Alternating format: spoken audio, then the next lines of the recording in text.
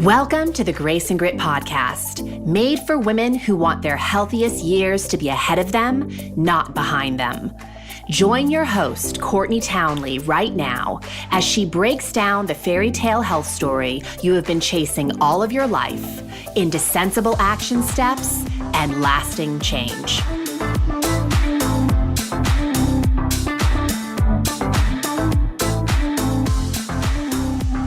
Hello, my friends, and welcome to the Grace and Grit podcast. I hope you are doing awesomely well. Thank you so much for taking time to be here with me today. In case you've never been here before, I'm Courtney Townley, and I am your hostess for the show.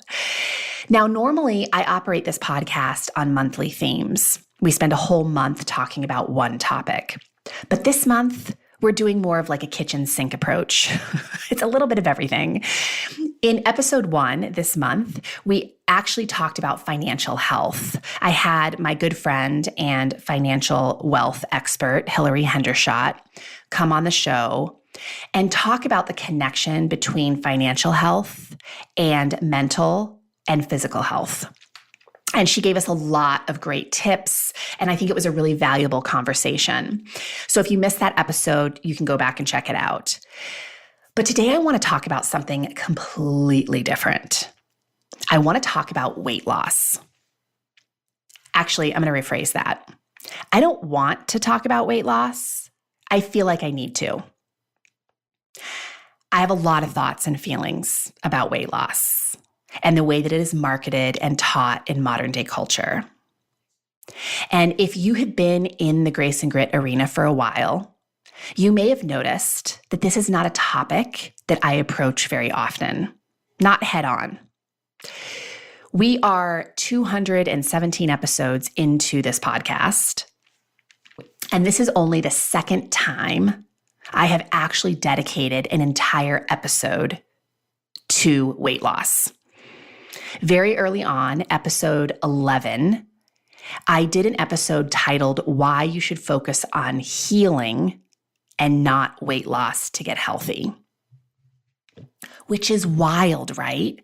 I mean, think about it. To put it in context, 217 hours of this podcast is the equivalent of me talking for 9 days straight about women's health.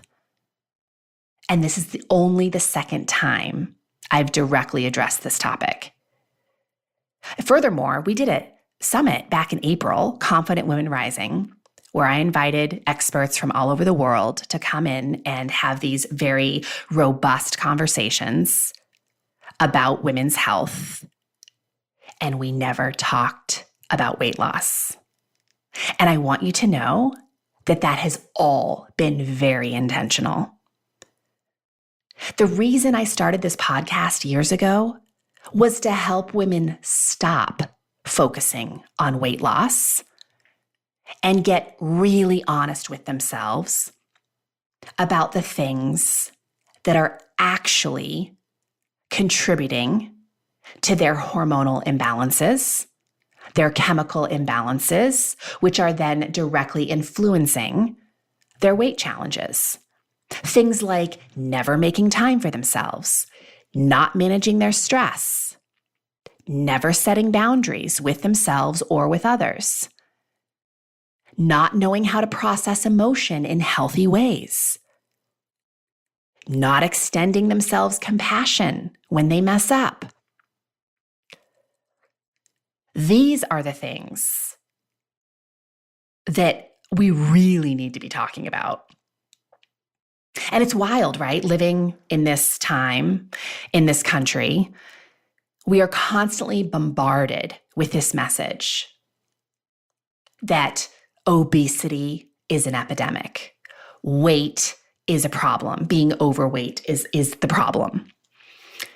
But saying that obesity or weight is the problem is highly inaccurate. Those things are not the problem. They are a symptom of a lot of problems. Our access to highly processed food, that's a problem. Not listening to the needs of our bodies and just dictating to them all the time our expectations for them, that is a problem. Not having skills to healthfully manage stress, that's a problem. Living in a world that is selling the opportunity to indulge in pleasure at every turn, right? Sugar, flour, alcohol, Netflix, porn, you name it. We're living in a culture that is saturated with pleasure. And it's cheap. That's a problem. Prioritizing making money and success over physical and mental wellness is a problem. So obesity or weight challenges can be, right, a symptom of a lot of problems, compounded. But the truth is, weight challenges are only one of thousands of symptoms the body can display trying to get our attention that our chemistry is messed up, right? That our chemistry may be off kilter or a lot off kilter, and that our stress bucket is crying for a better management plan. But by no means are weight challenges the only symptom of hormonal or chemical disruption. Other symptoms will show up as autoimmune challenges, depression, mood disorders, gut challenges, sleep disturbances, skin problems. The list goes on and on. But man, do we love to hyperfocus on weight. Our culture is obsessed about losing weight and stigmatizing being overweight. And I can't tell you how many times as a wellness professional, I've been told by marketing experts, business coaches, and the like to sell weight loss because it sells. I cannot, and I will not, because it goes against the grain of everything I have learned over a 20-year career. Just as obesity is not the problem, weight loss is not the answer. And I know some of you hearing that are like, what? This girl's crazy. I know there's a lot to unpack in that statement. And that is my intention today. I really want you to understand where I'm coming from. So today we're going to talk about weight loss, or rather my beef with it, and why I don't think it is the conversation that we should be focusing on if we are deeply and truly concerned about improving our health. Focusing on weight loss is an option. That does not make it the best option. It does not make it the best tool for the job. So it's kind of like using Scotch tape and glue, where really you need nails and screws. You're going to hear, by the way, a lot of construction analogies today. I'm married to a builder, and these are the conversations we have. So using weight loss exclusively to create a state of health is a lot like trying to build a house with a tarp and a few fallen trees. Now, you'll be able to create some sort of shelter out of those materials, but the first sign of inclement weather, the first windstorm or rainstorm that hits, you're screwed. Because you didn't take the time to utilize materials and build the structure in a way that promotes resilience over the long term. And this is what I see people doing with weight loss. They're using weight loss to solve a host of problems that weight loss will never solve. If your only goal is to look good for a brief period of time absolutely go ahead and use weight loss, but don't kid yourself that you're healthy. Don't kid yourself that the means you're using are healthy. But if you actually want to build a state of robust health, you have to honor that better tools are required. You've got to take the time to properly dig a foundation, to pour concrete, to erect proper framing. Yes, it takes longer. But once you build your house properly, you're golden. Yes, you'll have to maintain it, of course, but you don't have to worry about it falling apart daily. If you came to my masterclass last month, Women's Health Reimagined, you know that, or if you've listened to this podcast for any length of time, you know that I teach that health is multidimensional. It's not just physical, right? There's a lot of components to health. It is mental, it's emotional, it's spiritual, it's our connection with others, it's environmental. But the way the world goes about selling health is through weight loss, which completely disregards those other areas. So it's like building a house that looks gorgeous from the outside, but when you step inside, you see that it's riddled with problems. And I'm going to share a story about this because years ago, when my husband and I were living in Boston, we were renting this tiny little apartment just north of the city. And it was awesome, but we were looking at, having a family, and we really wanted a home. So we started to look into real estate. And if you know anything about the East Coast, there's a lot of older homes. And we went into this one home that from the outside was everything we wanted, right? It had a great piece of property. It was in a great neighborhood. It was really nice looking from the outside. And we walked in literally just a few steps. And I looked at my husband and I was like, why am I so much shorter than you right now? And literally the floor was imploding. And my husband's like, babe, we cannot buy this house. Thank God I was married to a builder, because I probably would have convinced myself, oh, the floor just needs to be replaced. No, the entire house needed to be stripped off the lot and rebuilt because it looked nice, but it was completely imploding on the inside. Now, if there's little ones around, I just have them plug their ears for a second. My husband calls this whipped cream on shit. And he sees it a lot in the construction industry. And I see it a lot in the health industry. When something looks great from the outside, but once you really get to know it, you're like, ooh, there's some work to be done here. And I think that weight loss, focusing exclusively on weight loss, has created that in our culture. Here's a truth I don't think we focus on enough. You can be thin and simultaneously metabolically obese. I know some of you are like, what? Yeah, right? We call it skinny fat. I don't love that term, but a lot of you have heard that term. It's somebody who looks thin, right? Maybe they weigh the same amount of weight that they did in high school, right? They wear a small clothing size. They look great from the outside, but they go to get a body fat test and they're maybe over 50% fat. It happens because I've worked with a lot of these women. So just because you're thin does not mean that your body composition is actually working in your favor. All right? Now, please don't hear me saying all I think we should focus on is fat loss either. That's not what I'm saying.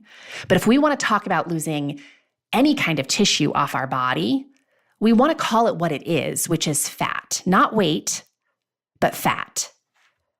You can lose a lot of weight, ladies, and still be very unhealthy. Weight loss is not fat loss. In fact, I see a lot of women using very extreme measures to lose weight and ending up losing a tremendous amount of muscle tissue, which then leaves them incredibly metabolically disadvantaged. Not only because they now have a higher body fat percentage, their total weight has a high body fat percentage, but they also lost metabolic fire, which muscle is. So I know we're living in the day and age of intermittent fasting, which I know people love to talk about, and I know so many people who are engaging with it. And please don't hear me saying I'm for or against intermittent fasting. I think, like so many things, intermittent fasting is nutritional therapy that absolutely, in the right circumstance, with the right person, can be a powerful tool. However, what we have turned it into is another extreme diet. Women are not eating for hours on end. I know women who aren't eating at all certain days of the week. Losing muscle mass over the long term, which is actually research that shows that we are losing muscle mass when we fast for long periods of time. And then because they lose weight, they feel really proud of themselves and they think they're healthy. So really, in my mind, I'm looking at that thinking, well, hang on a second. We're creating a lot of, number one, disordered eating patterns by doing that. And secondly, you're losing tissue that your body so desperately needs to be healthy. When you lose muscle, ladies, you are definitely not helping your body out, especially as you age, right? The aging process is already costing us muscle. So if you are not fiercely protecting that muscle tissue by eating a diet that supports it, which means you got to eat enough calories, and you've also got to make sure that the food you are eating has nutrients to support that kind of mass. But you also got to use muscle tissue, right? If you don't use muscle and you aren't feeding it properly, the body's like, hey, let's get rid of it because it is expensive stuff to keep. Muscle utilizes more energy than fat. So if you're doing extreme diets, if you're not eating a nutritious diet, you're just radically cutting calories, and you aren't utilizing that muscle tissue, it will go. And you will be worse off than you were before, eventually. Because eventually you are probably going to give up the extreme measures that got you to lose that weight. And now, because you have less muscle on your body, you are going to gain weight more quickly and more easily than you did before. Now, there's a lot more that I could talk about around this, specifically around fat loss and how to do it in a way that is much safer and healthier for the body, but we're going to save that for another day. Let's continue on this weight loss conversation. My other beef with the weight loss industry is there's a lot of unhealthy ways to lose weight. I think we can all agree with that. Yes, I just spoke to that a little bit, but let's just kind of point these things out. You can not eat. You could dramatically undereat. You could overexercise. You could just get really dehydrated. You could take a diet pill. You could get really stressed out, right? A lot of people experience when they have a massive life stressor, they might lose a lot of weight. Some people will gain weight. You could smoke to suppress your appetite. You could get really ill. You could catch the flu. I mean, hell, you could cut off a limb. I know I'm being a little dramatic with those last 2 points, but you get my drift, right? There are a lot of unhealthy ways to lose weight. And clearly, I'm not recommending any of these things. My point is, these things will get the job done, but you won't be able to sustain them. And they most certainly will not contribute to a state of health. Weight loss focuses on reaching a destination, often out of desperation, using a device that tells you nothing about your state of health and really just tells you about your relationship to gravity. Isn't that fascinating? So I'm going to repeat that one more time. Weight loss focuses on reaching a destination, often out of desperation, using a device that tells you nothing more than your relationship to gravity. So being destination focused, specifically out of desperation, can be so problematic. Because think about it. Desperate moments cause us to make desperate decisions. And the diet industry feeds off of this. So we set unrealistic timelines. We use extreme measures to create those outcomes. And worse yet, we expect ourselves to be perfect in our execution because, by golly, I have a destination to reach by a certain date. And it's like being in a pressure cooker. It stresses you out. And when you're stressed out, your hormones get a little or a lot wonky. Not to mention, it robs you of any enjoyment of the process. Furthermore, I would say that just changing your behavior for a period of time, it's not enough. You got to change who you are, how you identify with yourself. You've got to change what you think, how you relate to food, how you relate to the world around you, how you cope with stress, what you believe. And so for all of these reasons, I can't stand the weight loss conversation, in case you weren't clear on that by now. So here's the conversation I think we should be having.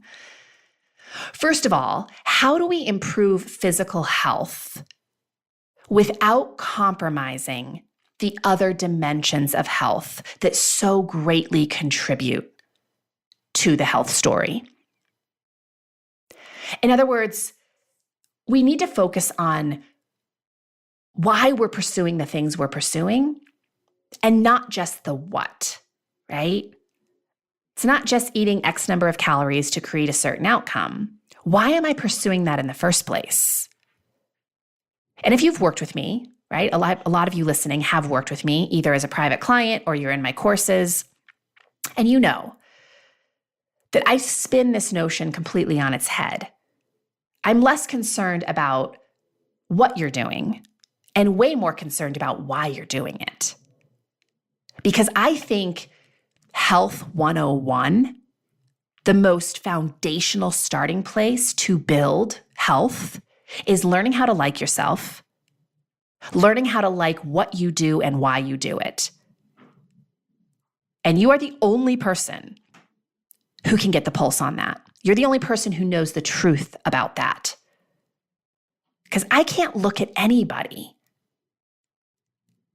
and expect to know how much they like themselves, how much they like what they do, and why they do it. That is information that is not available to anybody but you. Which is why your relationship with yourself is the foundation. 150%. I've mentioned Yanni Friedhoff in many podcasts. He's an obesity doctor, an obesity researcher. And he talks a lot about working with people to shed fat off the body. And he says, there's a lot of ways to skin a cat. There's a lot of ways that allow people to shed fat off the body. He says, but the one common denominator, the one thing that we know helps people to sustain this new physical being is how much they enjoyed themselves along the way. And he has a quote that I've shared many times, but I'm going to share it again here. He says, a person's best weight is whatever weight they reach when they live the healthiest life they can actually enjoy. I don't know about you ladies, but I don't see many women enjoying their journey to weight loss because it's a crappy journey. For all the reasons I mentioned earlier. We have to approach health as a process of falling in love, right? I mean, health, I have long said, is a relationship. How do we fall in love in that relationship? Because this relationship is ongoing and forever evolving. It is not a destination to reach. It is not a one-time thing. It is not a one-night stand. And if you don't learn how to fall in love with the relationship that you have with yourself and the journey of evolving into a healthier human, you'll never sustain any results you get anyway. So this leads me to my next point in the conversation that I think we should be having is focusing on process more than product, focusing on the journey more than the outcome. The outcome is a byproduct of the practice.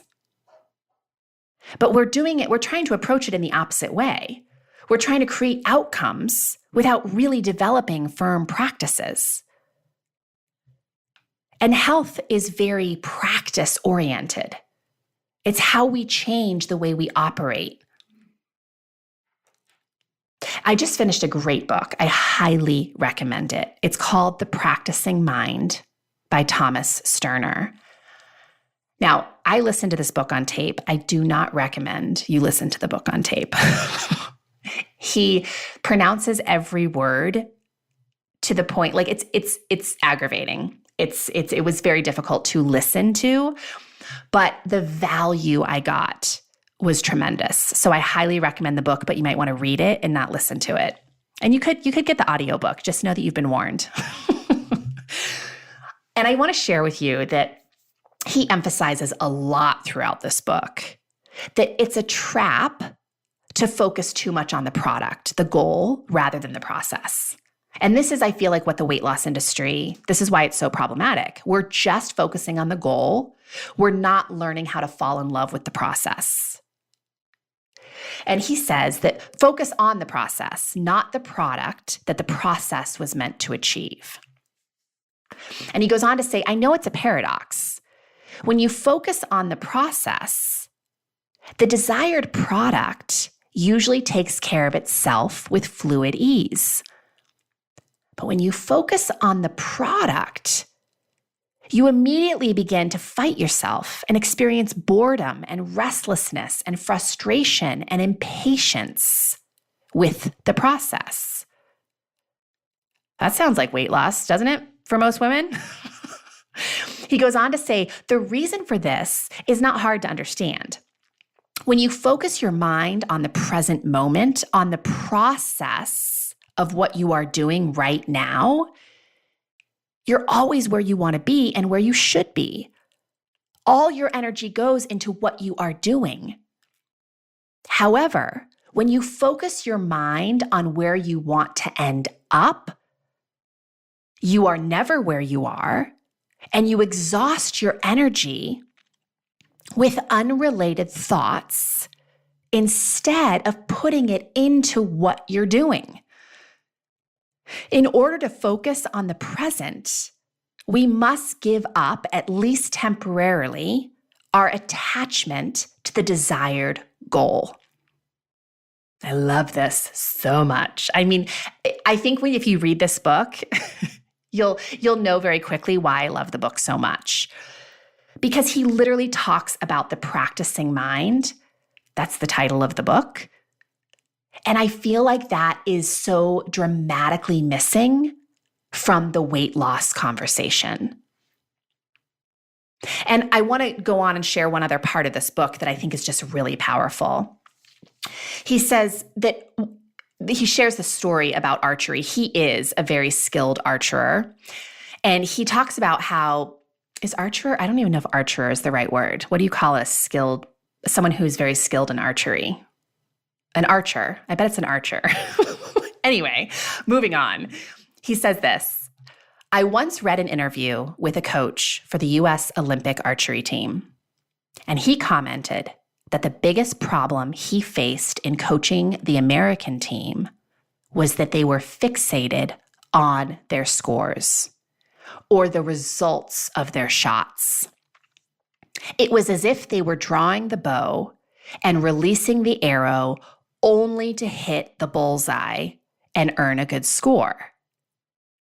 Now, some of you might be hearing that saying, well, yeah, isn't that the point? But listen on.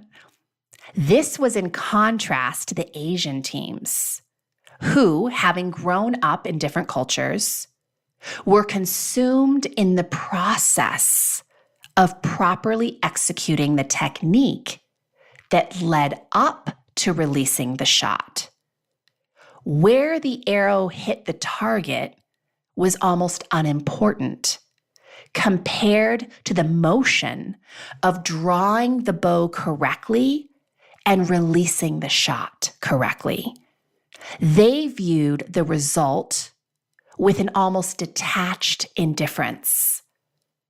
For them, the desired goal was a natural result of prioritizing the proper technique of drawing the bow. They operated in a completely different paradigm, and because of it, they were very difficult to beat. And I mean, I found this fascinating. I went down this whole rabbit hole of researching, the Asian culture's success in the Olympics around the sport of archery. And holy cow, they're amazing. And they approach their skill so differently, which is what makes them so great. They're engrossed in the process, not in the result. And I just think there's a lot to learn here about the health journey. What if you just learned how to take care of yourself, or learned how to honor the needs of your mind, body, and soul because that's what it deserves? Don't you think that if you did that consistently, a byproduct would be feeling amazing and probably shedding some unnecessary fat off your body and getting the results that you are so adamantly chasing right now? Even if you lose fat in a healthy way, and many people do, the point in sharing this with you is that I think we should be celebrating who the person has become to create the outcome rather than the outcome itself. In fact, we should be pursuing and really engaging with the process rather than being hyper-focused on the outcome. So think about this for a second. The things that will improve our health, that are definitely a very important part of the process to improving our health, are things like listening to our body, learning about nutrition, learning how to fuel our body properly, moving the body often and much, getting enough sleep, learning how to manage stressors, practicing patience, leaning into discomfort, showing up for yourself daily, organizing yourself, making some sacrifices, doing some things you'd rather not do, releasing perfectionism, making yourself a priority, changing your beliefs around what's possible for you. These are the things the journey will require of you. And if you are all in with these things, you're not going to create a poor outcome, right? The goal that you're seeking will likely be an outcome of doing these types of things consistently. So you could show up to do these things just to achieve a product like weight loss, which is going to cause you to do these things begrudgingly, rushed, impatient, frustrated, or you could learn how to develop a practice of these things and, dare I say, even learn how to enjoy these things so they become a part of who you are and how you operate, not just for a few weeks or months, but over the long term. And yes, developing practices requires consistency. And you all know, if you know Grace and Grit at all, if you know me as a coach at all, you know I'm a big fan of this conversation around consistency. I shared a quote recently on my Instagram page that I had come across, and I'm going there right now because I want to share it with you. It says, consistency is a love language. It separates the opportunists from the committed. And it's from an author, Alchemede, which you can find. If you just go to my Instagram page, you can link to her page. She has some really beautiful writing. But I love that. Consistency is a love language, and it separates the opportunists from the committed. A lot of women are pursuing weight loss, not because of health reasons, but because of vanity reasons, right? Let's just be honest about what it is. They want to impress somebody. They want to live up to an absurd cultural standard. And I share this quote with you because I strongly believe that your reasons for pursuing anything are everything. Your reasons will hugely influence your ability to be consistent or not. Dieting is not an act of love. Dieting is not a love language. And think about that. It makes a lot of sense because nobody is really consistent with dieting. That's why it has a huge failure rate. Dieting is an act of desperation. But showing up on the regular to honor the needs of your mind, body, and soul, showing up consistently, especially when it's messy, hard, and inconvenient and really not all that exciting, that's an act of love. Which makes a lot of sense, right? It's self-love and self-respect are such an important ingredient in the health equation. And I'm not going to even go there today because I feel like I have done so many podcasts around that.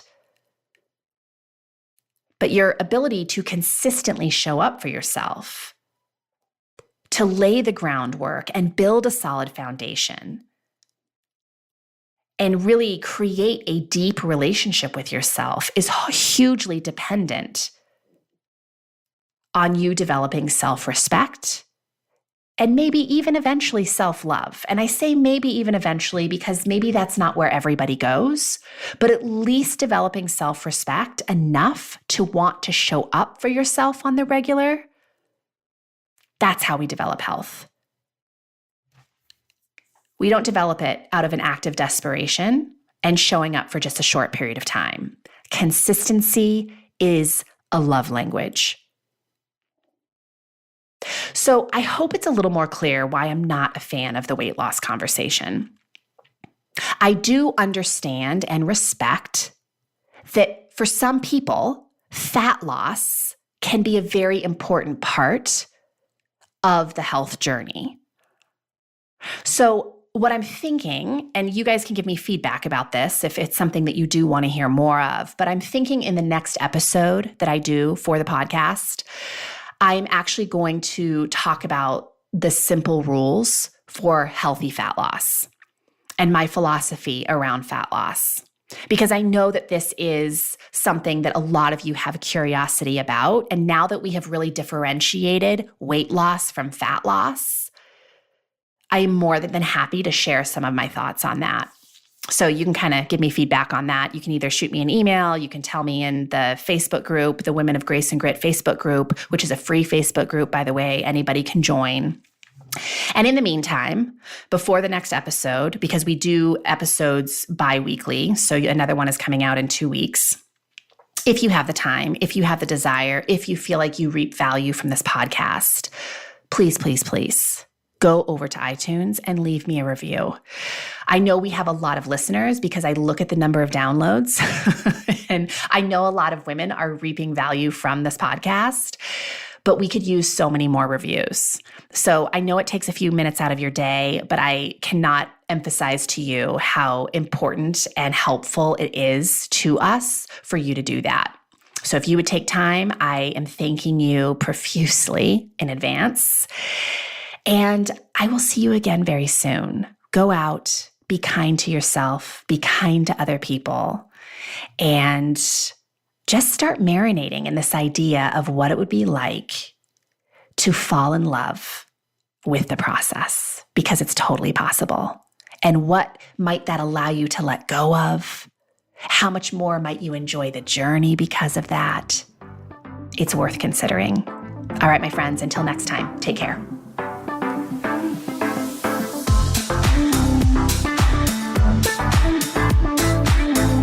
Thank you for listening to the Grace and Grit podcast. It is time to mend the fabric of the female health story, and it starts with you taking radical responsibility for your own self-care. You are worth the effort, and with a little grace and grit, anything is possible.